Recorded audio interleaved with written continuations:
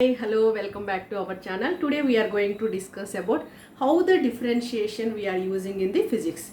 You know that differentiation is one of the major topic in mathematics, but why we are using this one in physics, I am saying to you. Always you know that study of nature is called the physics.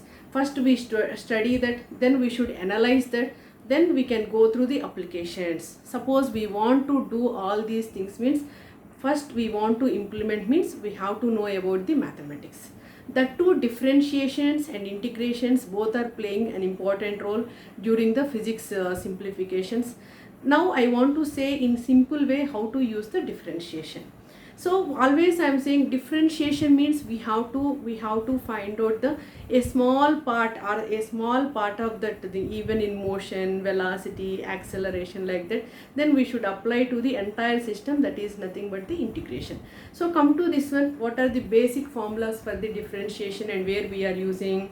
You know that when we are starting that physics basics, rate of change of distance is called what? Speed. Rate of change of displacement is called the velocity. Rate of change of velocity is called the acceleration. So this rate of change means in all these cases we are calculating, that is with respect to time.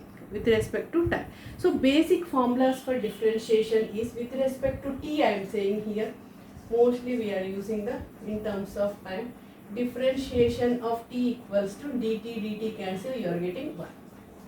Differentiation of constant, you are getting 0. Example is d by dt of 5 is there.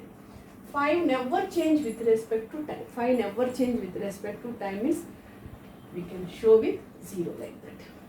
Then d by dt of t to the power of n. The formula is n into t power n minus 1. Like that, d by dt of t to the power of 5 is there. This you should write it 5 into t to the power of 5 minus 1 is the 4. Suppose our expression is d by dt of t to the power of 5 plus 4t square. Then we should split this one, d by dt of t to the power of 5 plus this is constant 4 into d by dt of t square. After simplification, 5 into t to the power of 4, this is 4 into 2 into t. It should be right 5t to the power of 4 plus 8t. So when you know these all formulas, then only we can use in physics. Then d by dt of sin t equals to cos t. d by dt of cos t equals to minus sin t. So these are the formulas. Now you look here where we are using in physics. Suppose they have given distance in the function of time. See, distance travelled by the body, x r du, s r you are taking. Distance travelled by the body is 4t square plus 2t plus 5. Find speed at t equals to 1 second. Find the speed at t equals to 1 second. How to do this one? You know that speed equals to rate of change of distance. See, with respect to time we are finding the distance, that is giving the speed. Where we should observe practically in our bikes, we are using the speedometer. Time to time the bike is moving with how much speed, that is calculating. The distance is calculating with respect to time, that is nothing but speedometer. See how we are doing this simplification. Look, so d by dt of 4t square plus d by dt of 2t plus d by dt of 5. So what is the answer for this? 4 into t square is the 2t plus this 2 into dt cancel, you are getting 1. That is the 0. Clearly the speed they are asking at t equals to 1 second. So 8 into, instead of t we are writing 1 plus 2, 10 meters per second. If this is in meters, we are getting that answer in meters per second. Like that with the help of the differentiation, even we know the distance, we can able to find out the speed. Not only that one, rate of change of displacement is called velocity. Suppose the displacement is x equals to like 60 plus 7t square plus 8t cube. This is the displacement. Find the velocity means you know the rate of change of displacement. Simply we have to do the differentiation. So directly we can do and we can save the time also. Look here. 6 into dt by dt is how much? 1. Plus 7 into d by dt of t square is the 2t. Plus 8 into t cube is the 3t square. Suppose they are asking time at 0, displacement at velocity at 0 seconds. So at t equals to 0 seconds. Then what we are getting? 6 plus 14 into t. Instead of t we are writing 0. Then 24 into 0. After that we are getting 6 meters per second. 6 meters per second. Like that, rate of change of velocity is called the acceleration. When we are doing the differentiation of velocity with respect to time, that is called the acceleration. How to represent this one? A equals to dv by dt. Suppose v is 2t plus 6. Then what is acceleration means? d by dt of 2t is the 2 into 1 plus 0. See, acceleration is how much? 2 meter per second square. So this is in our motion in a straight line chapter. Mostly we are using this differentiation concept because rate of change of displacement is velocity, rate of change of velocity is the acceleration. For finding that we must know these basic formulas from this. Then we can go through the in simple harmonic motion. In simple harmonic motion also we are using the differentiation.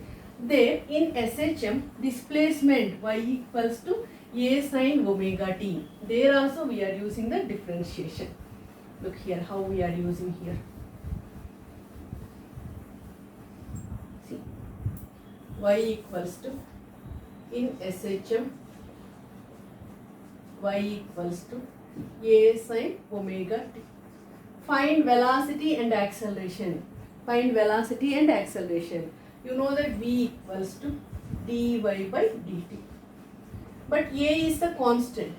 A into d by dt of sin omega t. A into d by dt of sin omega t. But here the problem is a equals to, you know that you feel this is first t. Sin t what we are getting? Cos t. Instead of t, omega t. But once again we have to do that d by dt of omega t. First we feel this entire term is the t. Then we are getting cos omega t. Then once again you are doing the differentiation. Finally you are getting velocity is how much? A cos omega t. Differentiation of omega t is omega only. So like that. Finally b equals to a omega cos omega t. See, not only in the linear motion, in simple harmonic motion also, with the help of the differentiation formulas, we can find out the velocity. Like that, how to find out the acceleration? Acceleration equals to dv by dt. So, here a omega is constant. d by dt of cos omega t, but you feel this is like cos theta. You are getting minus a omega sin omega t. Once again you have to do the differentiation of omega t. Finally acceleration is, look here, minus a omega. This differentiation of omega t is the omega only, we are getting omega square, then sin omega t. So here instead of a sin omega t, what we are getting? Displacement. Acceleration is directly proportional to displacement, means it represents simple harmonic motion. Simple harmonic motion. Not only this one, in the case of force also.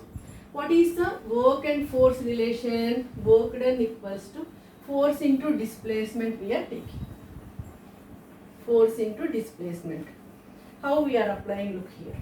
So with respect to what? In linear motion we have taken with respect to time. Now you look here. You know that dw equals to force into displacement. Force into displacement. Then F equals to what? dw by dx. when we are doing the differentiation of work, W belongs to work, X belongs to displacement or distance. When we are doing the differentiation of work with respect to distance or displacement, what we are getting the force. Look here, suppose work done equals to 2x square plus is 6x plus 7. Then how to find out the force? F equals to d by dx of, instead of W, 2x square plus 6x plus 7. See, instead of previous problem we have calculated with respect to time, but here with respect to distance means we are taking x. Same formula we can apply here also. 2 into d by dx of x square is the 2x plus 6 into this is 1 plus last one is constant. We are finding force is at x equals to 1 meter means 4 into, instead of x we are writing 1 plus 6. Finally our answer is 10 newtons. So don't stick, I can do only differentiation for velocity, acceleration and displacement. So just you can look there with respect to what? Here with respect to time, displacement, there with respect to time, like that. Suppose in second year also we are using this work done equals to V equals to W equals to dW equals to V dQ. From this potential you can see here dW by dQ. When we are doing the differentiation of work with respect to charge, we can get the potential. Suppose here work is, you must express in terms of Q only, 6Q square plus 2Q plus 8. Find the potential means d by dt dq of 6Q square plus 2 into dq by dq plus differentiation of this one is 0.